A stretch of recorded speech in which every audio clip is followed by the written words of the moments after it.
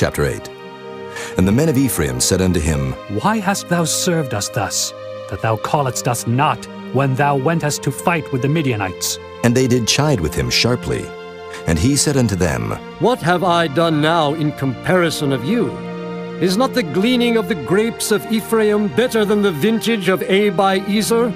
God hath delivered into your hands the princes of Midian, Oreb, and Zeeb. And what was I able to do in comparison of you? Then their anger was abated toward him when he had said that. And Gideon came to Jordan and passed over, he and the 300 men that were with him, faint, yet pursuing them. And he said unto the men of Succoth, Give, I pray you, loaves of bread unto the people that follow me, for they be faint. And I am pursuing after Zebah and Zalmunna, kings of Midian. And the princes of Succoth said, Are the hands of Zebah and Zalmunna now in thine hand, that we should give bread unto thine army? And Gideon said, Therefore, when the Lord hath delivered Zebah and Zalmunna into mine hand, then I will tear your flesh with the thorns of the wilderness and with briars. And he went up thence to Penuel, and spake unto them likewise. And the men of Penuel answered him as the men of Succoth had answered him. And he spake also unto the men of Penuel, saying, When I come again in peace, I will break down this tower. Now Zebah and Zalmunna were in Karkor, and their hosts with them, about 15,000 men, all that were left of all the hosts of the children of the east. For there fell 120,000 men that drew sword. And Gideon went up by the way of them that dwelt in tents on the east of Nobah and Jogbehah, and smote the host, for the host was secure.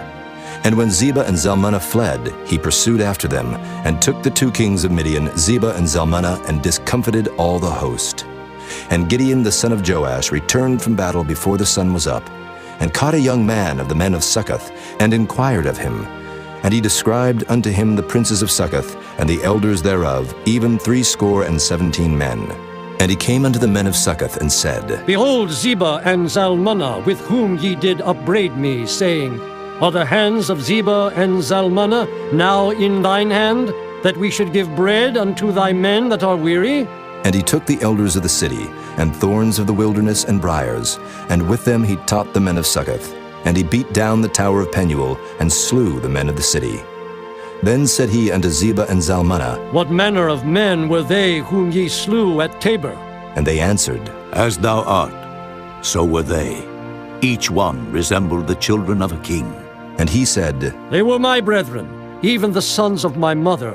As the Lord liveth, if ye had saved them alive, I would not slay you. And he said unto Jether his firstborn, Up and slay them. But the youth drew not his sword, for he feared because he was yet a youth.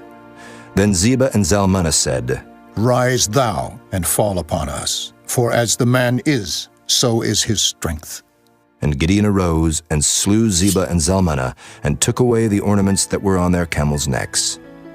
Then the men of Israel said unto Gideon, Rule thou over us, both thou and thy son's son also, for thou hast delivered us from the hand of Midian. And Gideon said unto them, I will not rule over you, neither shall my son rule over you.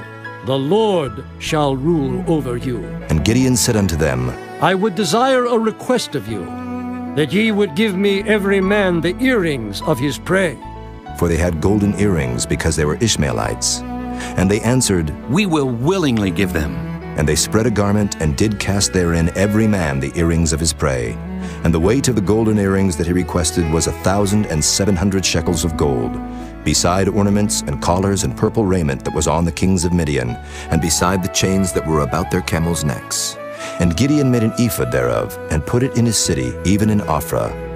And all Israel went thither a-whoring after it, which thing became a snare unto Gideon and to his house. Thus was Midian subdued before the children of Israel, so that they lifted up their heads no more, and the country was in quietness 40 years in the days of Gideon.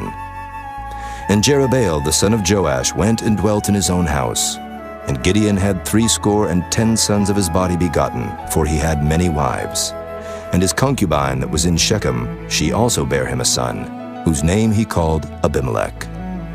And Gideon the son of Joash died in a good old age, and was buried in the sepulchre of Joash his father, in Ophrah of the Abiezrites. And it came to pass, as soon as Gideon was dead, that the children of Israel turned again, and went a-whoring after Baalim, and made Baal-berith their god. And the children of Israel remembered not the Lord their God, who had delivered them out of the hands of all their enemies on every side. Neither showed they kindness to the house of Jerubbaal, namely Gideon, according to all the goodness which he had showed unto Israel.